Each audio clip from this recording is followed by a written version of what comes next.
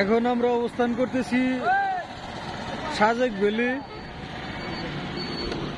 আমরা এখন সাজেক ভ্যালি অবস্থান করতেছি। আমরা অল্টারনেট আছি, তোমরা জানেন না। আমরা এখন এই যে মাহিম হোটেল, ঠিক আছে, এখানে আপনারা খাওয়া দাওয়া করবেন। সাজেক ভ্যালি আছি আমরা। এখন আমরা সাজেক ভ্যালি অবস্থান করতেছি।